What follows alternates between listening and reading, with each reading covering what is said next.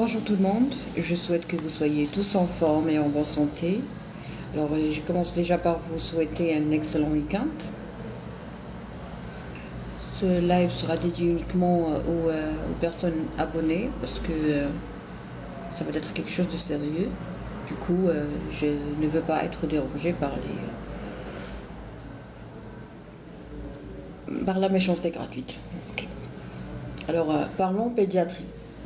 On va parler de la pédiatrie, on va essayer de comprendre ensemble certains réflexes qu'on doit normalement avoir qu'il s'agisse d'un parent ou d'un frère ou d'un instituteur. Vous devez savoir qu'il y a des choses à respecter chez les enfants. Alors, première leçon chez les enfants, c'est que eux, ils ont leur propre façon de voir les choses. Ils ont leur propre perception des choses. Et on n'attend pas à ce qu'un enfant exprime sa douleur, sa peine, sa fièvre, son dysfonctionnement, par exemple, d'un organe ou de plusieurs organes. D'accord? Donc, il y a des signes qu'on cherche les enfants. Et quand ces signes sont présents, donc automatiquement, ça doit solliciter une consultation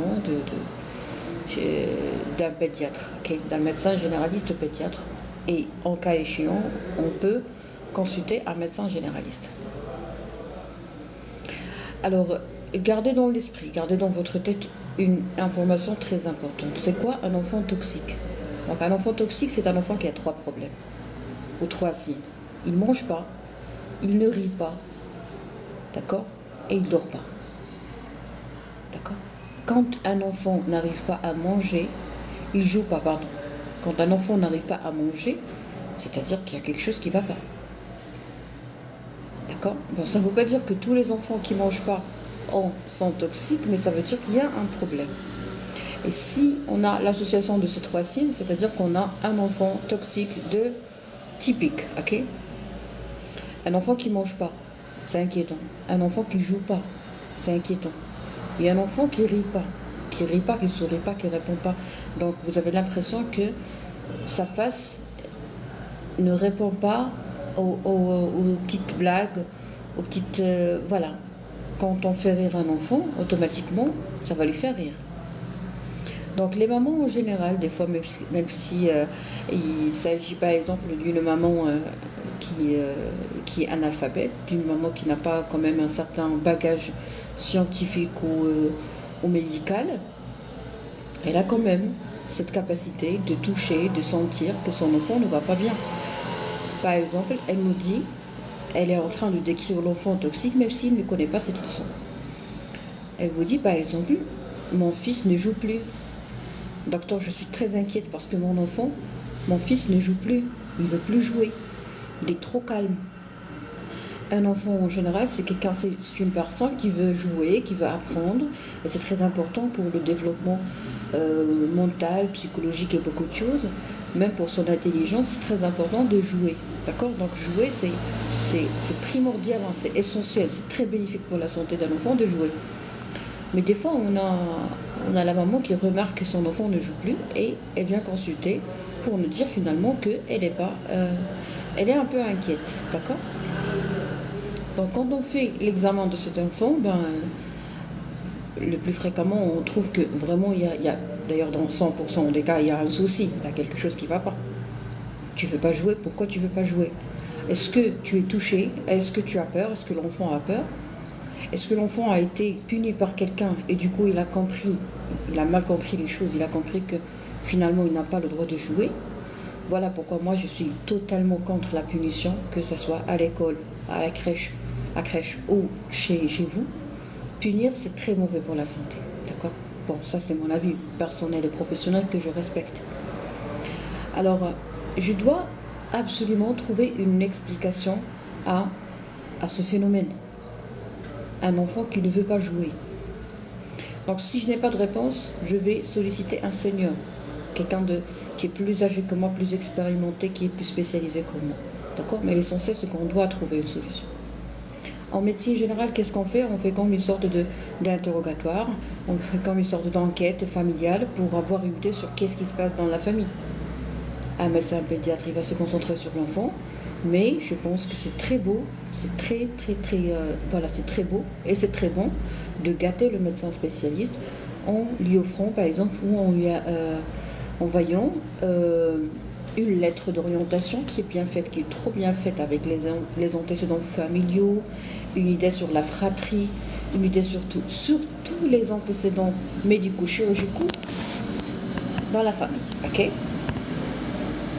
Alors on a dit l'enfant toxique, c'est un enfant qui ne joue pas. Ok? Pourquoi il ne joue pas? Là, je vais vous donner quelques informations about that.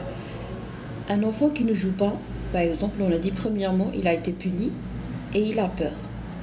Ou il n'a pas bien compris la leçon. D'accord? Donc punir, c'est mauvais. Si vous voulez punir votre enfant, si vous croyez que c'est bien, parce que des fois, moi j'ai commencé à tolérer ça pour pouvoir trouver une solution. Quand j'ai affaire à une famille qui veut absolument et à tout prix punir l'enfant, qu'est-ce que je fais? Eh bien, je remarque que je finis toujours par découvrir que les parents ne vont pas bien. Mais pour dire à un parent arabe, arabo-musulman ou marocain, vous êtes malade, c'est pas possible. Il peut très bien me gifler, il peut très bien faire tout un scandale. Il peut très bien même me créer des problèmes, il peut même se venger de moi. Pourquoi? Parce que tout simplement, je lui dis la vérité. Alors qu'est-ce qu'il faut faire? Il ne faut pas dire la vérité, il faut traiter sans dire la vérité. Il faut traiter sans dire aux gens qu'on va les traiter. Parce que c'est pas facile. Hein. Exemple. Un parent qui crie tout le temps. Un parent qui parle à haute voix. C'est un parent qui ne va pas bien. D'accord? Ça, on doit être d'accord à 100% about that. Tu parles à haute voix, vous parlez à haute voix, vous faites peur à l'enfant. Et pour ne pas avoir peur, l'enfant, des fois, l'enfant, il croit que c'est ça la normale. Donc, du coup, au stade adulte ou même à l'école, au stade enfant, à l'école, l'enfant trouvera beaucoup de problèmes relationnels parce qu'il va parler à haute voix et les gens vont le prendre pour quelqu'un de brutal, pour quelqu'un d'impoli, de mal éduqué, et du coup il pourra même être dénigré, voire largué par tout le monde. Okay? Donc l'enfant ne va pas être aimé. Pourquoi? Tout simplement parce qu'il a hérité un caractère qui est vraiment très nocif pour sa santé, pour ses oreilles, pour les oreilles des autres. Il ne faut pas crier. Il ne faut pas crier. Donc crier à la maison, créer des enfants vraiment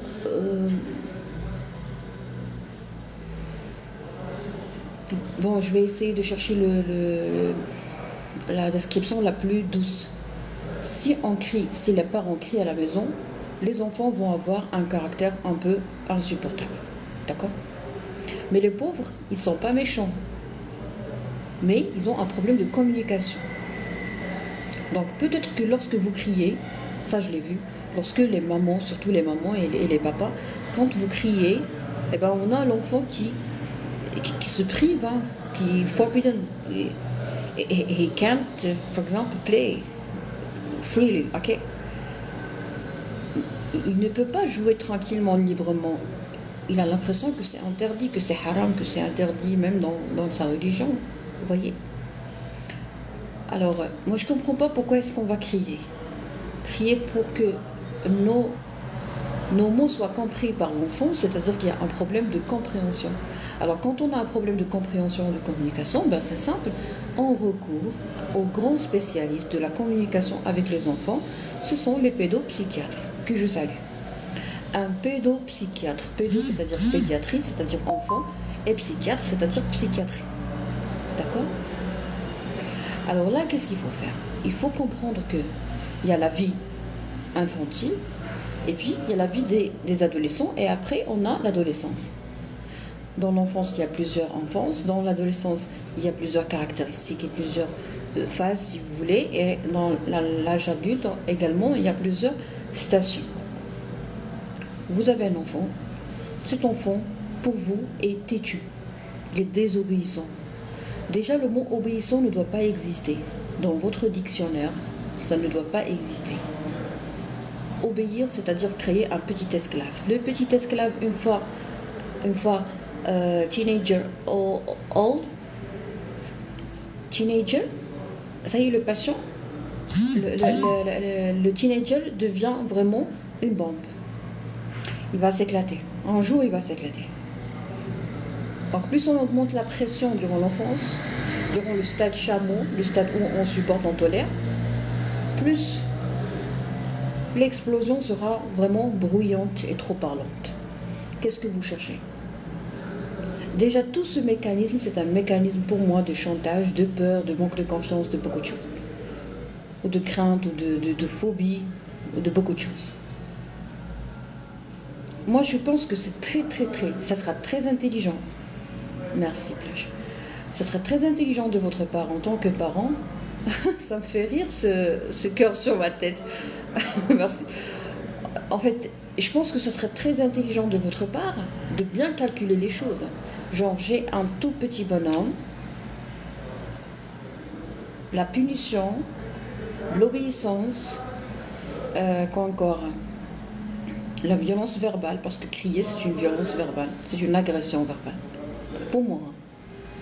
Donc, plus on demande à ce petit d'être esclave, il faut toujours garder dans l'esprit que cet esclave, ce petit esclave, va grandir et une fois adolescent ou adulte, ce serait vous, ça serait vous, l'obéissant. D'accord? Vous voyez? Donc, l'éducation du petit enfant est un investissement. C'est comme si vous êtes en train de semer, de cultiver, et après vous allez récolter.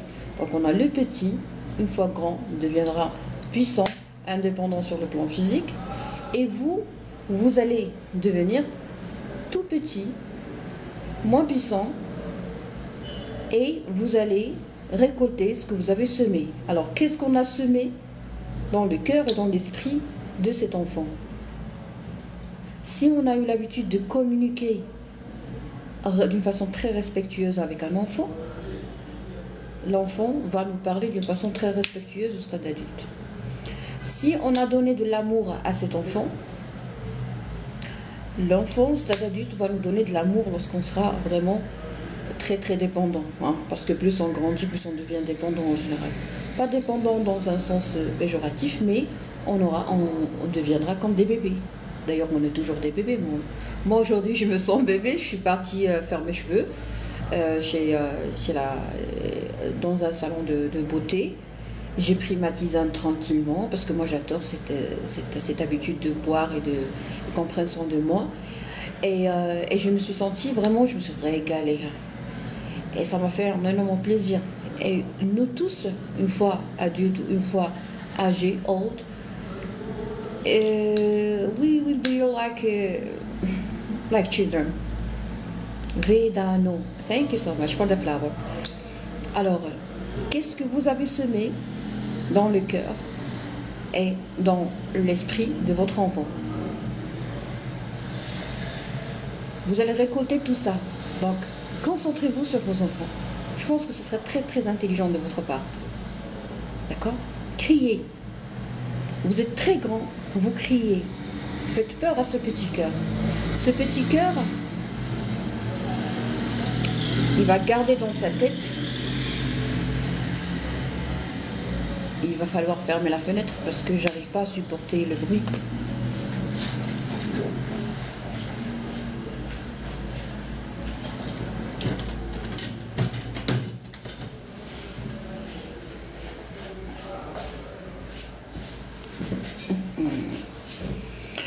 Alors,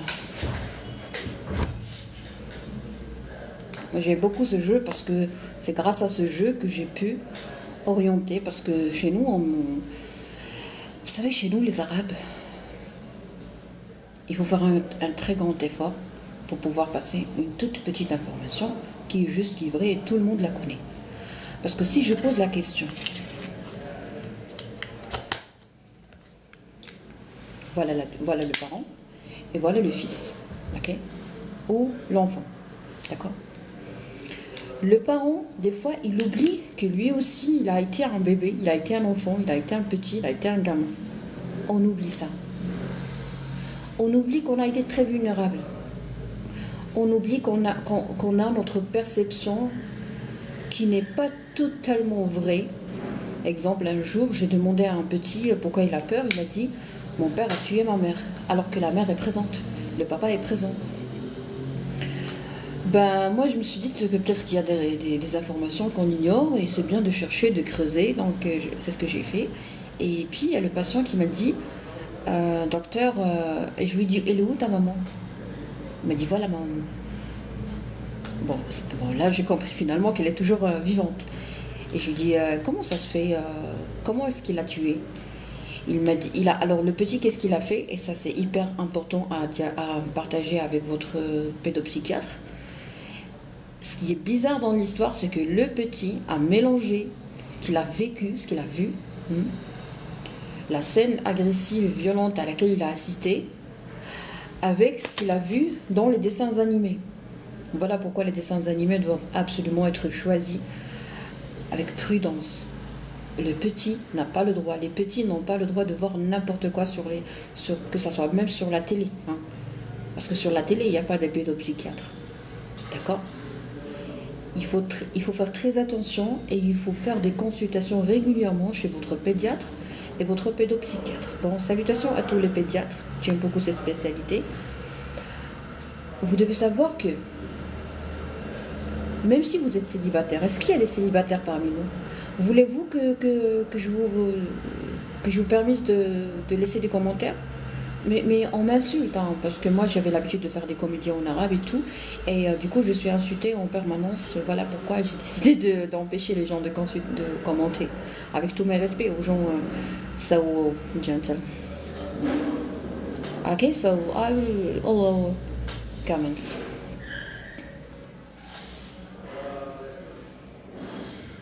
C'est parti, donc si vous avez des questions à poser, je vous donne la permission de me poser des questions. Et dorénavant, s'il vous plaît, si vous permettez, si vous m'aimez, et si vous aimez ce que je fais, je vous prie de bien vouloir vous abonner parce que vraiment, je ne pourrai plus permettre à n'importe qui de m'insulter sur les réseaux sociaux. C'était une recherche en arabe et c'est terminé, c'est adios, ok? D'accord. Alors, on disait quoi? On disait que la perception des choses est très différente chez les enfants. Elle n'est pas totalement vraie et elle n'est pas toujours vraie. Genre, il y a le petit qui te dit, docteur, il y a mon papa qui a tué ma mère. Ah bon? Elle est où ta maman? Elle est là. Elle est où ta maman? Est-ce que c'est bien ta maman? Oui. C'est elle qui a été tabassée? Oui. C'est elle qui a été... oui. Donc le petit, quand il commence à raconter ce qui s'est passé, il est en train de décrire la scène de violence physique de la part du papa.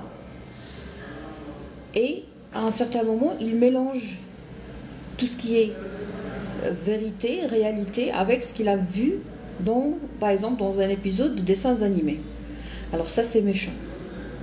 En plus de ça, on a un grand problème avec les dessins animés. Donc là, si vous permettez, je vais ouvrir une parenthèse des dessins animés. Donc premièrement, on a le petit qui mélange les choses.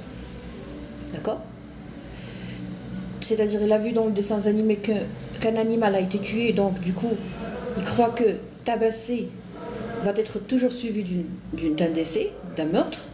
Donc du coup, il te dit, et il ne faut pas que je reprenne ça à chaque fois dans le live pour que ce ne soit pas bloqué. Bon, l'essentiel, vous avez compris ce que je veux dire, un mélange des faits, réalité et dessins animés. Un autre inconvénient au dark point, aux dessins animés et tout, on a des maladies, on a des problèmes de santé qui touchent les enfants et qui ressemblent un peu à l'autisme. Mais il ne s'agit pas d'un autisme. D'accord? Merci Flash. D'accord? Il ne s'agit pas d'un autisme. Par exemple, vous voyez le petit, il a un problème de communication, il a un problème de concentration, il ne vous regarde pas droit dans les yeux, il est en train de voir partout, dans le roof, beaucoup de choses, et il est en train de tourner sa tête d'une façon bizarre. Tu lui poses une question, il ne te répond pas, et il a du mal, il est très hyperactif, et en plus il a d'autres signes, ok? Et des tableaux qui sont très différents d'un petit à l'autre. Très bien. Alors, quand il fait la consultation chez le pédopsychiatre, Il ne s'agit pas d'un autisme, mais il s'agit d'un problème de développement. Pourquoi? Parce que pour que je devienne une personne normale, par exemple moi, je peux très bien changer ma mimique. Apprendre les expressions faciales, bon, c'est pas quelque chose de brusque, hein. On n'apprend pas ça brusquement. Non, pour apprendre les expressions faciales, pour apprendre à communiquer facialement, qu'est-ce qu'il faut faire? Il faut d'abord que j'emmagasine dans ma tête des images. Il faut que je voie le sourire pour comprendre que ça, c'est un sourire. Il faut que je voie, par exemple, une mimique fâchée pour que j'apprenne que vous êtes fâché. Donc, il y a même de la manipulation faciale, c'est-à-dire les mamans manipulatrices, quand elles veulent, par exemple, te manipuler, elles peuvent faire comme si elle est fâchée et comme ça, toi, tu vas être manipulé non verbalement. Vous voyez? Mais un enfant qui passe toute sa journée face aux écrans, face à des dessins animés, imaginez des dessins. Donc les dessins, ils ont un visage figé. Ils n'ont pas des muscles faciaux. D'accord? Vous voyez? Donc je vais vous faire quelques expressions et vous allez remarquer combien c'est important d'apprendre à s'exprimer non verbalement. Rien qu'en utilisant les muscles de la face. Regardez.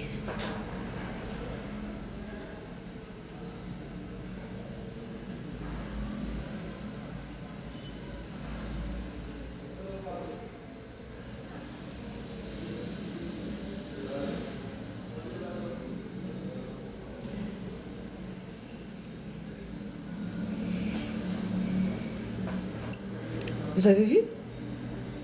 Mais c'est bizarre, c'est comme un djinn. C'est bizarre ce que j'ai fait. C'est pas normal. Si je fais toutes ces expressions, c'est pas normal. D'accord? Mais ça veut dire que j'ai des expressions.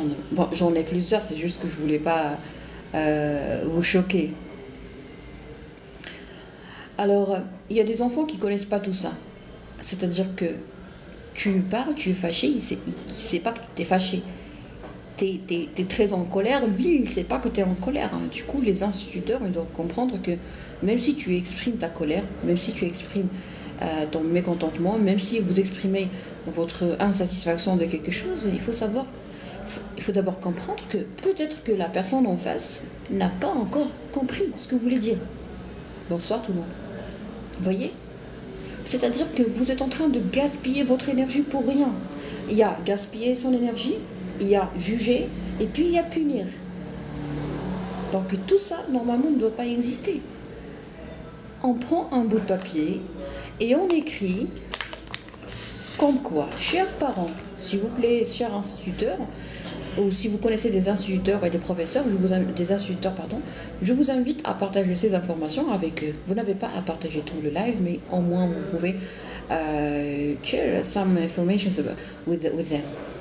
Alors, vous prenez un bout de papier et vous écrivez « Chers parents ».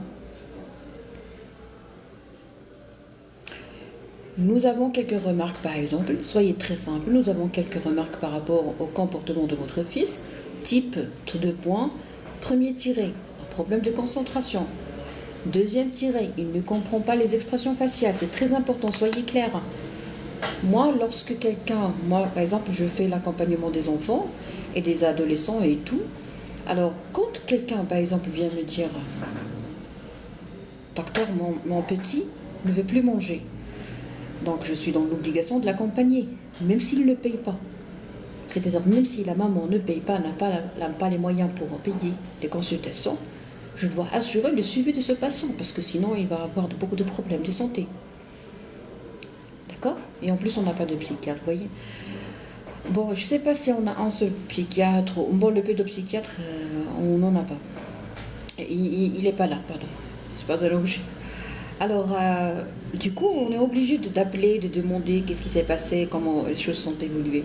Et j'ai remarqué qu'il y a une astuce qui est juste magnifique, comme quoi on peut collaborer avec les instituteurs. Comment? Je demande, j'envoie un écrit à la maîtresse, comme quoi je dis, madame, s'il vous plaît, qu'est-ce que vous avez remarqué d'anormal chez ce petit? ce sont les instituteurs qui aident à mettre le diagnostic précoce et même le dépistage de certains problèmes de santé et de développement. Donc l'instituteur, il fait partie de l'équipe qui prend en charge et qui détecte et qui guette l'apparition de certains problèmes de santé. C'est juste magnifique. Même dans l'acuité visuelle, si vous avez par exemple une myopie, votre petit a une myopie, il y a des gens chez qui on ne peut découvrir ça qu'à l'école. Il a une écriture illisible, il ne sait pas comment écrire, il est vraiment une écriture qui est non acceptable, d'accord. Et puis, on a l'instituteur qui demande on a la santé scolaire, ça c'est certes, mais on peut appeler la famille pour leur dire, s'il vous plaît, votre petit a besoin de faire une consultation chez l'ophtalmologiste pour avoir une idée sur l'acuité visuelle, c'est-à-dire est-ce qu'il voit correctement ou pas. D'accord? Donc tout ça pour vous dire que l'instituteur a un rôle primordial dans la découverte et le dépistage de plusieurs problèmes de santé chez l'enfant. On est bien d'accord. Alors après tout ça, je peux demander à l'institutrice indirectement via le parent de m'écrire ou de m'envoyer un écrit, toujours à travers le parent, qui décrit exactement quelles sont les incompétences, si vous voulez, quelles sont les faiblesses ou les dysfonctionnements, si vous voulez, chez le petit. Exemple, le petit qui ne comprend pas les expressions faciales. Un petit qui a une face figée, paralysée. Vous avez l'impression que le petit ne peut pas bouger ses muscles faciaux. D'accord? Tout ça pour vous dire que si vous avez des signes qui peuvent suspecter l'autisme chez votre enfant, attention, ne vous précipitez pas à coller un diagnostic à votre fils. Faites la consultation de pédiatrie, d'abord, la pédiatrie générale, et par la suite la pédopsychiatrie. Et vous allez comprendre que peut-être que le petit a été victime des écrans. Avant 3 ans, l'enfant n'a pas le droit de toucher un écran. Avant 3 ans. 0 minute, 0 seconde. Il n'a pas le droit de toucher un écran, de visualiser un écran. D'accord? Et à partir de 3 ans, écoutez, c'est pas un devoir national, c'est pas un devoir national, hein. C'est pas une obligation, c'est pas un vaccin. Finalement, les écrans ne sont pas obligatoires. D'accord? Mais les visages, par contre, c'est très important de communiquer verbalement avec les enfants et gardez toujours dans l'esprit que l'enfant, il comprend ce que vous dites. Il n'est pas fou, il a un cerveau. Il comprend tout, il entend tout, il enregistre tout. Même à partir de sa vie, d'une partie de sa vie fœtale. C'est-à-dire que quand mon fils était déjà un fœtus dans mon ventre, il était capable d'écouter, d'enregistrer de beaucoup de choses et de sentir. Donc lorsqu'on s'adresse à un enfant, que ce soit à l'école ou un tout petit enfant ou un nourrisson carrément, vous devez garder dans l'esprit que cet enfant est capable de comprendre ce que vous dites. Très bien. Alors on va fermer la parenthèse des expressions faciales et des faux diagnostics d'autisme collés par la famille ou par les gens entre parenthèses émancipés.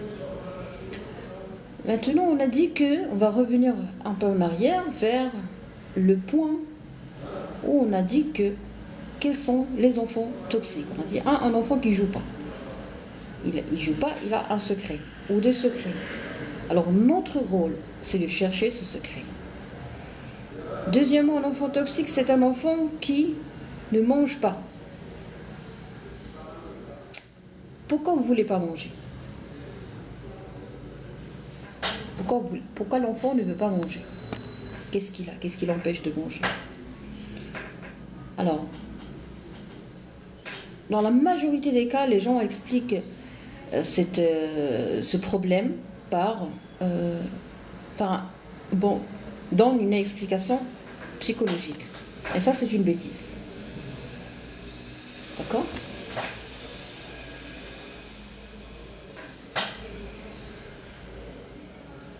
Le monsieur qui a partagé mon live avec plusieurs personnes, est-ce que vous pouvez vous présenter, parce que vous avez un faux compte et vous avez 100 personnes et vous ne cessez pas de partager, est-ce que vous pouvez vous présenter? Il joue bien, mais il trouve beaucoup de bruit dans la maison. Ah, vous n'avez pas le... Une seconde, s'il vous plaît. Vous n'avez pas de temps pour répondre à ma question et vous continuez à partager avec les gens. Ça veut dire que vous êtes une personne dangereuse, donc je vous bloque. Vous avez vu comment on gère les choses? Grâce à l'immunité électronique ou numérique. Et en plus, vous mettez un masque. Donc, vous êtes une personne dangereuse. Voilà, c'est comme ça qu'on gère les choses. Écoutez-moi très bien. Juste une toute petite information, parce que moi j'ai fait toute une recherche de 4 ans sur l'immunité électronique. Lorsque vous tombez sur un compte qui met un masque de clown, sur le champ vous le bloquez. Ne réfléchissez pas. Il a partagé avec plusieurs personnes et quand j'ai posé la question pourquoi vous partagez avec plusieurs personnes, pouvez-vous vous présenter? Il n'a pas répondu et il a poursuivi sa mission. C'est un parasite, oui. Toute personne qui met le visage ou la figure d'un clown est une personne qui ne va pas bien sur le plan psychico-mental ou criminel jusqu'à preuve du contraire. Tant que vous n'avez pas la preuve du contraire, gardez toujours ça dans l'esprit. Ça, c'est mon avis personnel que je partage avec vous gentiment. Très bien. Alors, un enfant qui ne mange pas. Donc, je ne comprends pas pourquoi les gens commencent toujours par une explication psychologique. Alors là, vous allez être étonné. Parce que moi, je ne cesse pas de parler de tout ce qui paraît psychologique et psychiatrique, alors que dans mon travail, je ne le fais pas. Dans notre travail, tu ne manges pas, tu as un obstacle. Point à la ligne. Tu ne manges pas, tu as un obstacle. Peut-être que tu as un obstacle ici, peut-être que tu as des amygdales qui sont vraiment très hypertrophiées, peut-être que l'enfant a un problème au niveau de l'œsophage. Bravo pour une mention. Merci beaucoup. Peut-être que tu as un obstacle au niveau de l'œsophage, je ne sais pas, je ne peux pas juger. Je ne peux pas juger l'absence d'un obstacle face à un problème de digestion, à un problème d'ingestion, d'accord? De déglutition, je ne sais pas qu'est-ce que vous avez exactement. Peut-être que l'enfant a une sténose, ou le nourrisson a une sténose pylorique. Peut-être que vous avez un obstacle au niveau intestinal, parce que des fois, il y a même des gens, des patients qui peuvent avoir des vomissements fécaloïdes, c'est-à-dire du caca qui sort par la bouche. Pourquoi? Parce que tout est bloqué en bas. Peut-être que le petit ou le nourrisson a une invagination intestinale. Donc moi, je ne vais pas attendre tous les signes. Je ne vais pas attendre, par exemple, des rectorragies ou des mélénas pour oser penser à une invagination intestinale chez un nourrisson. Oh non, je ne fais pas ça. Il faut examiner, il faut éliminer, il faut tout chercher, tout éliminer et tout objectiver. Tout mettre en évidence, pardon. D'accord? Soit je suis sûre, soit je ne suis pas sûre. Je ne peux pas dire non, il ne veut pas manger parce qu'il est fâché, il ne peut pas manger parce que ça me met en deuil, il ne peut pas manger. Non, il ne peut pas manger, il nécessite une exploration. Point à la ligne. Pourquoi? Parce que c'est un nourrisson, c'est un enfant. D'accord? Des fois, on a un problème chez les adolescents, un problème. Malheureusement, ça, on le trouvait fréquemment chez les personnes âgées. Mais malheureusement, actuellement, il y a des problèmes de santé qui ont toujours été connus comme étant des problèmes de santé des grands. Et maintenant, on les trouve chez les petits. Comme quoi? Comme, par exemple, les ulcères, les gastrites, les œsophagites. Essayons de profiter de la matière grise de cette brave dame. Ah, merci beaucoup, ça me va droit au cœur, ce que vous dites. Si aimable. Alors, on va faire un tout petit exercice, un jeu. Nous avons de l'acidité dans notre estomac. Nous avons des cellules qui sont responsables de la sécrétion d'un produit qui est très acide. Et ce produit qui est très acide, il est très important pour digérer la viande, d'accord, la chair. Alors, des fois, on a une montée qui n'est pas normale. Par exemple, il y a des gens qu'une fois ils pensent à quelque chose, une fois ils ont une colère, une fois ils sont en colère, une fois ils sont stressés, d'accord? Une fois ils sont inquiets. Alors ils ont une excitation d'un nerf qui s'appelle le nerf vague, et cette excitation vagale aboutit à l'activation de l'estomac, et l'estomac sécrète de l'acidité d'une façon anormale. Avec le plan du moment que c'est caractérisé. Alors, je pense à quelque chose, d'accord? Et cette idée me fait mal dans la tête et excite un nerf, et ce nerf, il part pour le nerf vague ou le nerf 10. Il part pour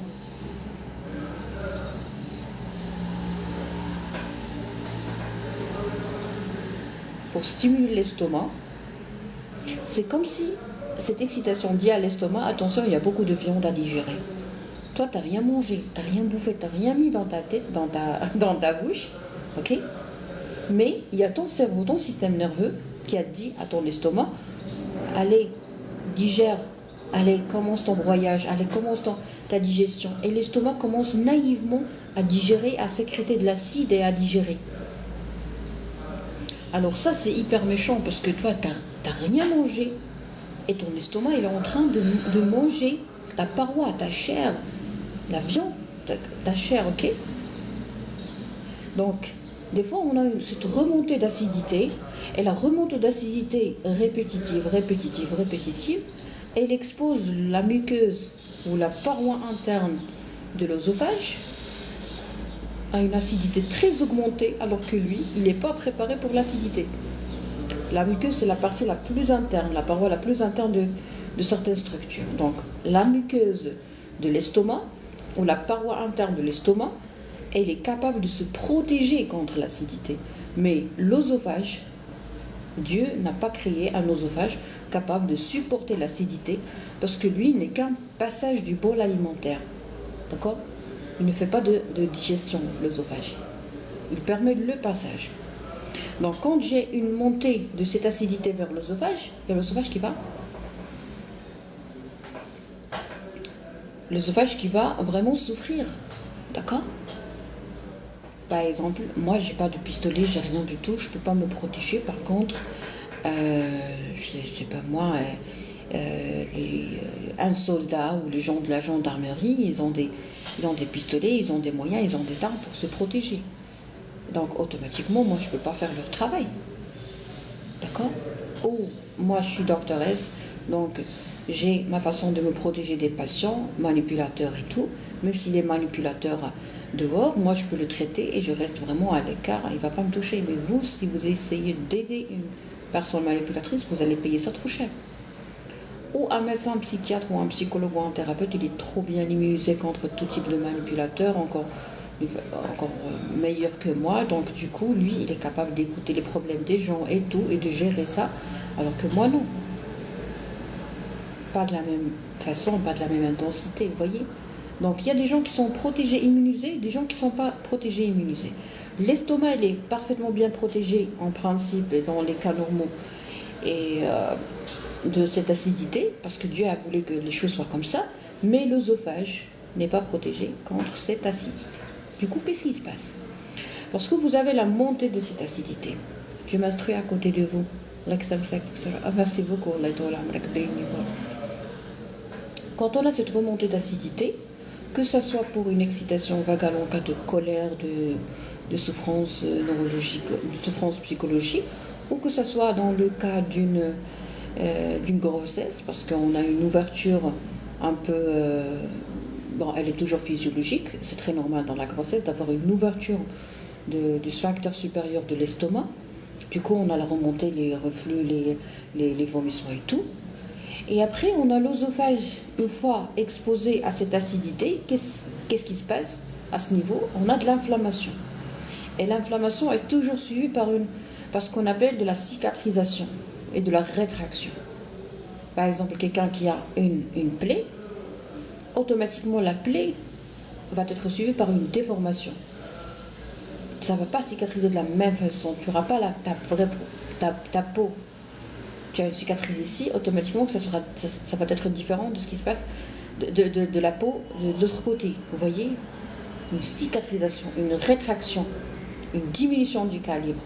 Donc, au lieu d'avoir un oesophage qui a ce calibre, par exemple, quand vous avez de l'acidité à répétition, de l'inflammation à répétition, de l'œsophagite à répétition, qu'est-ce qui va se passer? Peut-être que l'œsophage va avoir ce calibre ou ce diamètre. Vous voyez? Il faut savoir que dans la vie, il y a des gens qui souffrent d'une sténose, d'accord, œsophagienne, c'est-à-dire ce conduit, il est très étroit, avec un diamètre très réduit, à cause de l'inflammation répétitive. Donc, si vous avez des brûlures de l'estomac à chaque fois, des remontées, des pyrosis, il ne faut pas prendre des médicaments. Non. Il faut partir faire une consultation et dire clairement à votre médecin généraliste, je ne veux plus avoir cette remontée d'acidité.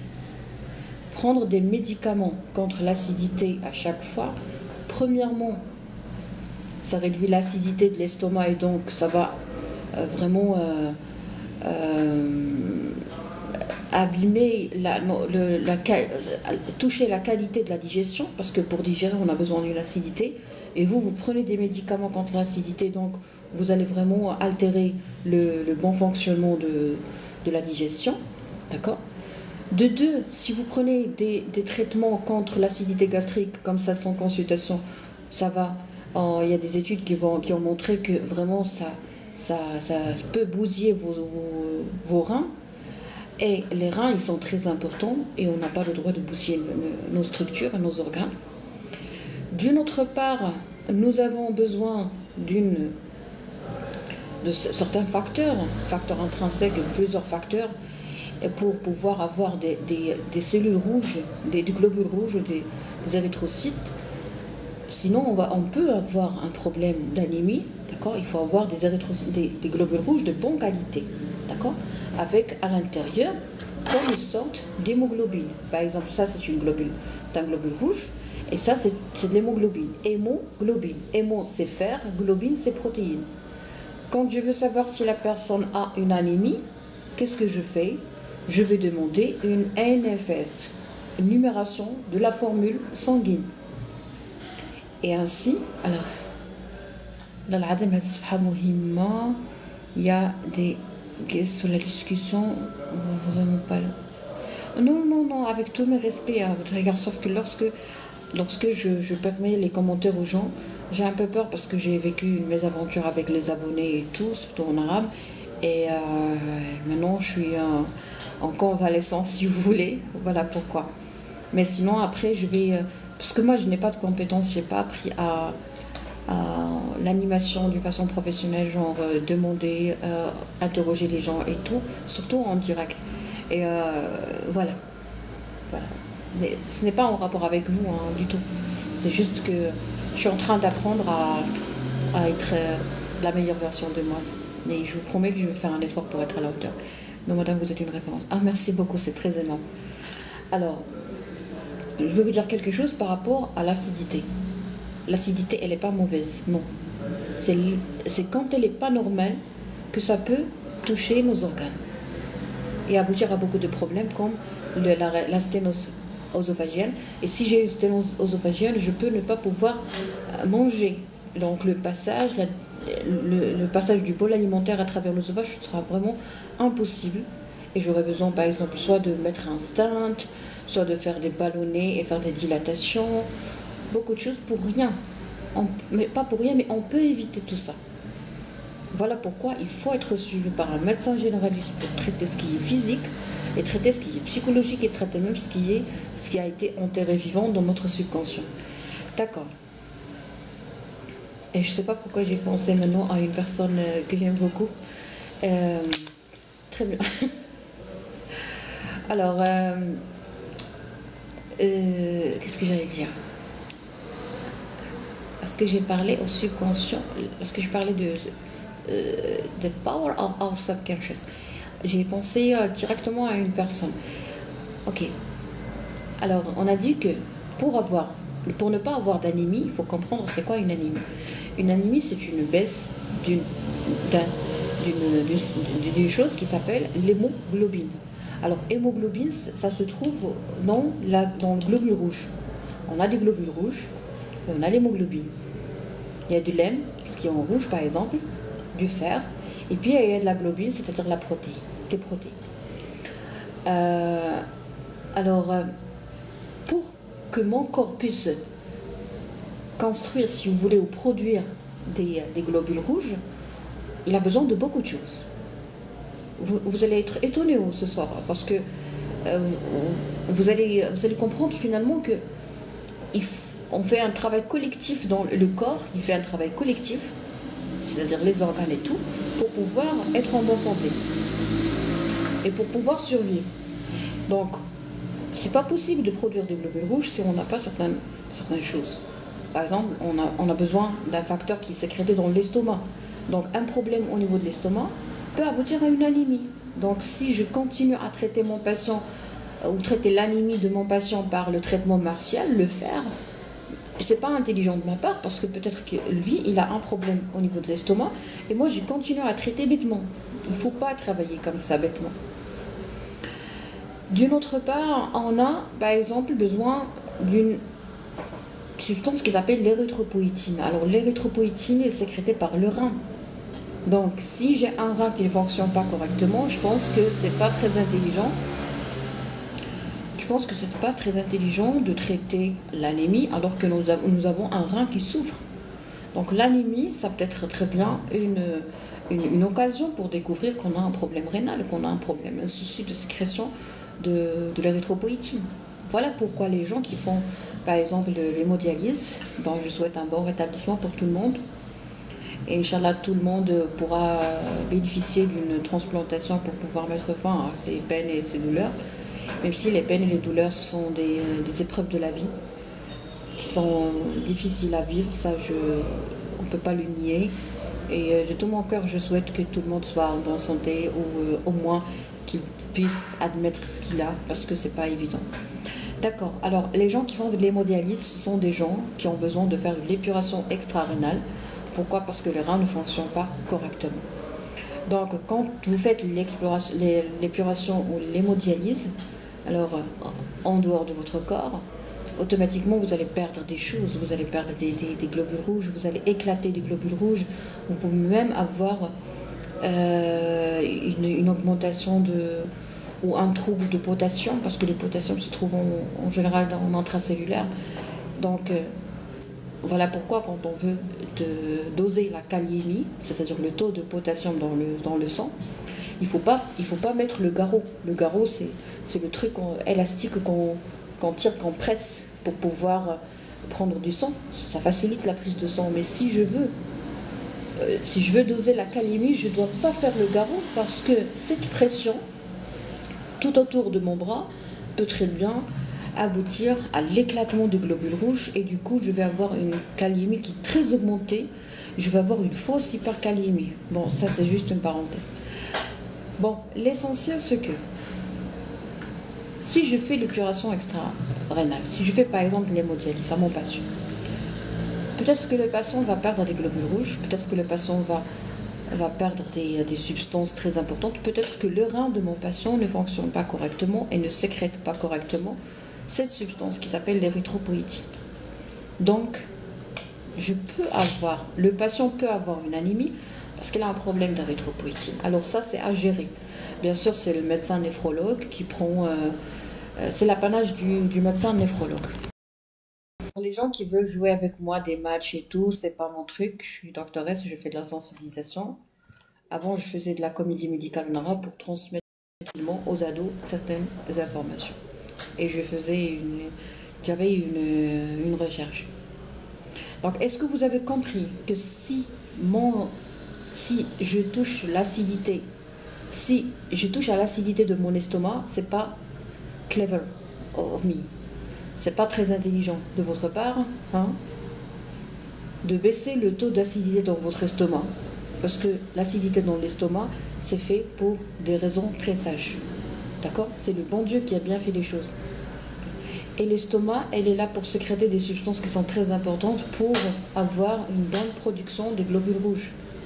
Donc si l'estomac ne marche pas correctement, on peut avoir une anémie Et je pense que c'est pas très intelligent de notre part de créer tout un problème de santé qui n'était pas là, juste pour traiter l'acidité. Merci, Ibrahim. Alors, voilà.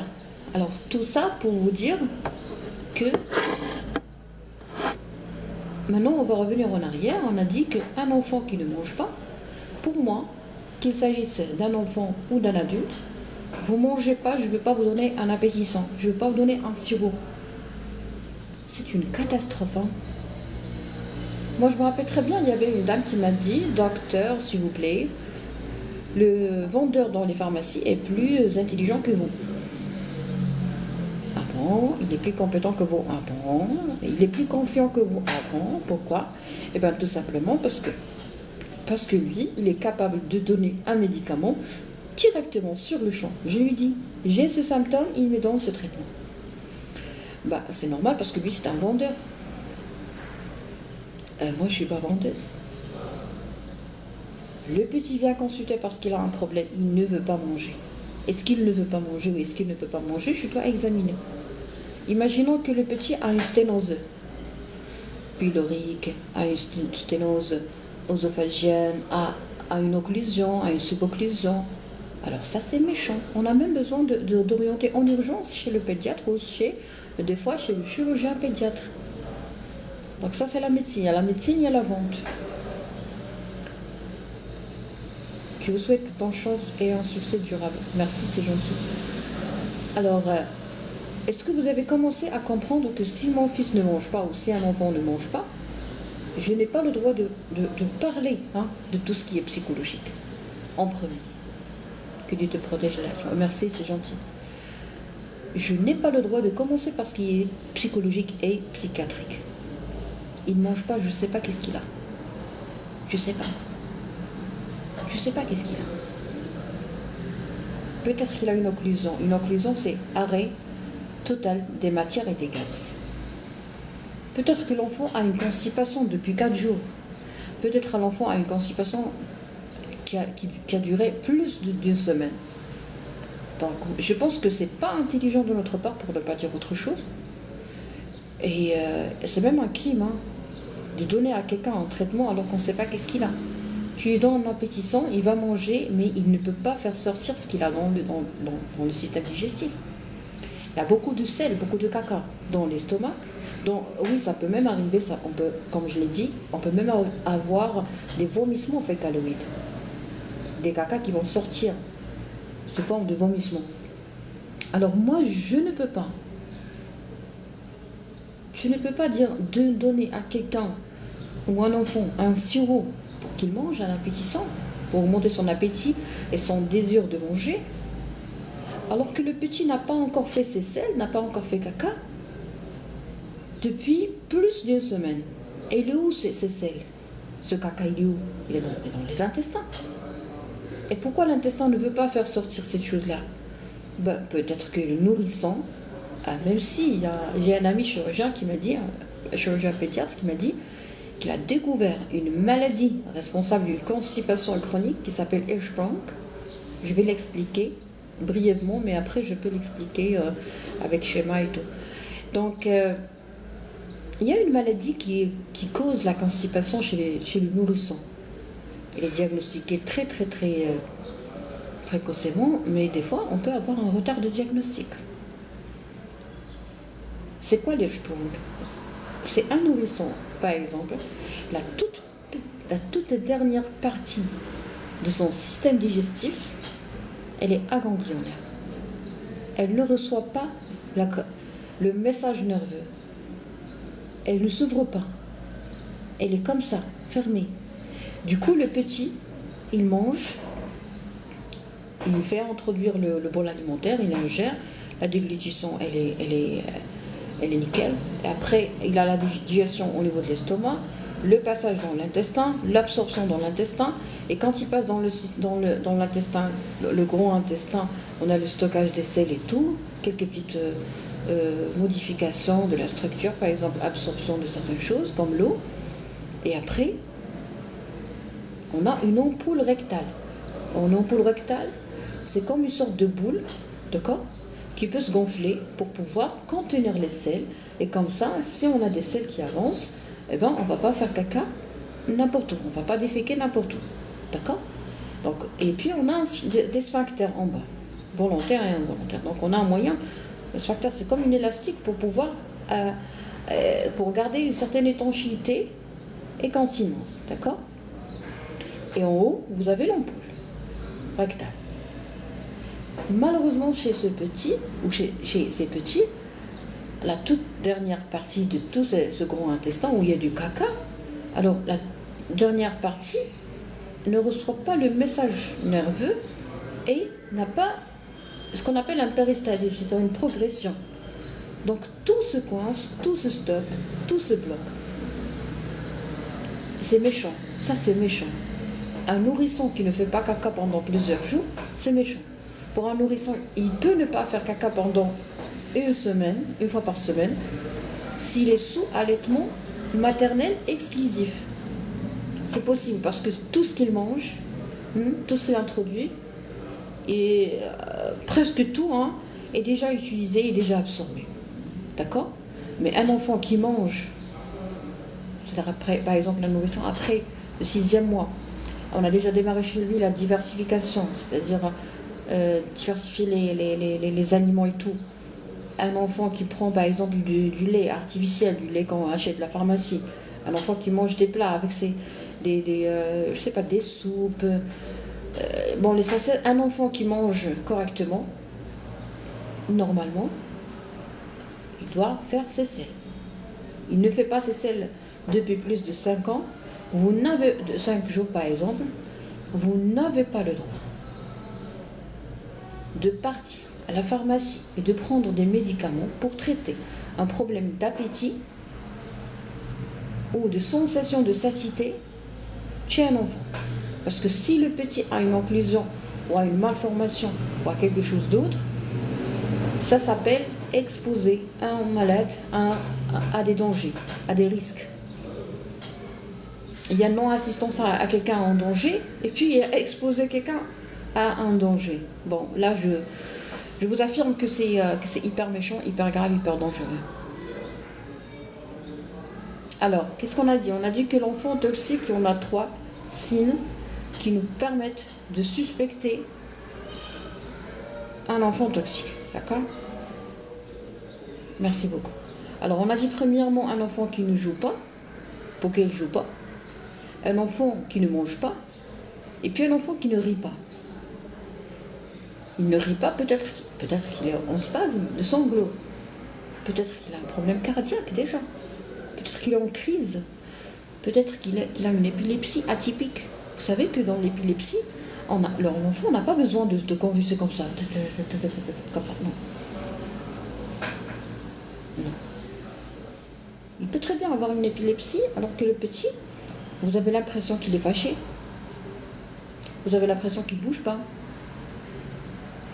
Et en plus, nous avons le spasme de sanglots, nous avons un problème cardiaque, un problème circulatoire, un problème respiratoire, beaucoup de choses. Des fois, il y a des gens qui sont en apnée, des enfants qui sont en apnée.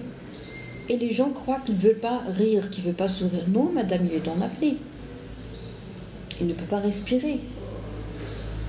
Il a du mal à expirer, des fois. Vous savez, les enfants, il faut jamais faire confiance aux enfants. En matière de médecine, je parle pas de la confiance être humain, non, je parle en médecine, je ne fais jamais confiance à un petit. Il peut très bien être en train de jouer et après 60 minutes, il tombe avec un teint grisâtre, avec même une appendicite, même une péritonite appendiculaire, tranquillement. Alors que le matin, il joue tranquillement avec les enfants, dans la cour, à l'école, ou au jardin, ou dans la piscine. Et le soir, il présente le tableau d'une appendicite. Comme ça. S'il n'y a pas de problème, le rejet. J'ai pas compris. Si vous pouvez développer, ça serait très bénéfique. Alors, on a dit 3 signes qui nous permettent de dire que mon enfant ne va pas bien un enfant qui ne mange pas, un enfant qui ne joue pas et un enfant qui ne rit pas. D'accord. Bonsoir tout le monde. Eh ben, je souhaite que vous soyez tous en forme et en bonne santé. Je vous souhaite un excellent week-end, joyeux Noël et bonne année 2025. C'était le Dr Asma Amdouni, médecin généraliste marocaine à Bouche d'Or. Je me sens très à l'aise dans la langue française, donc je vous prie de bien vouloir m'excuser. Pour les gens qui ne comprennent que l'arabe, bien sûr, je ne vais pas vous laisser tomber. Je vais préparer, Inch'Allah, pour vous, des toutes courtes vidéos, quelque chose de très concis, comme ça, pour être utile à mon pays et aux gens qui ont besoin de moi. Et en même temps, je vais prendre soin de ma santé et je vais ne pas m'exposer au risque auquel je me suis déjà exposée, c'est le fait d'être vampirisé. Hein. Ne permettez à personne de vampiriser votre énergie. Bonsoir de Marrakech. Oh, la belle ville de Marrakech. La ville où tout va bien, c'est ça. Ben, je vous souhaite tout le bonheur, spécial dédicace à tous les gens de Marrakech. Ah oui, s'il vous plaît, ne faites jamais confiance aux faux comptes qui portent mon nom, qui diffusent même mon live en direct. C'est-à-dire, même si vous tombez, bienvenue, merci beaucoup, c'est gentil. Même si vous tombez par exemple, sur un live en direct, par exemple, comme maintenant, avec l'apparition des commentaires et tout, ne faites pas confiance à ça, parce qu'il y a des gens qui assistent à mon live, qui enregistrent l'écran par des X-Recorder ou quelque chose de recorder et tout. Et après, on diffuse ça en direct sur Facebook pour arnaquer les gens, d'accord? Alors moi, j'ai fait mon travail. Bonsoir de Tétouan. Oh, bonjour. Bonsoir. Bonsoir à tous les gens du nord du Maroc. J'aime beaucoup Tétouan. Alors, qu'est-ce que j'allais dire? Ah oui, faites très attention s'il vous plaît. Je ne communique pas avec les gens en privé sur les réseaux sociaux et c'est très très très dangereux. Sur les réseaux sociaux, j'ai passé 4 ans sur les réseaux sociaux. Jour et nuit. Vous avez déjà vu tout ça. D'accord? Et mon bonsoir non accepté. Si, il est accepté. Je ne sais pas, est-ce que vous avez déjà dit bonsoir? Ça va le sud? Oui, parfait. Alors, je ne communique pas en privé avec les gens, je fais des consultations d'une façon professionnelle, uniquement via la plateforme docexpress.ma. Donc, soit des gens qui sont normaux, qui ont des objectifs normaux, donc ils vont demander un rendez-vous et par la suite ils vont bénéficier d'une consultation d'orientation médicale à distance. Soit ce sont des gens sur les réseaux sociaux, des gens qui n'ont rien à faire, qui veulent juste embêter les autres. Donc, ne donnez jamais à quelqu'un la permission de vous embêter. D'accord? Coupez tout lien, empêchez la messagerie.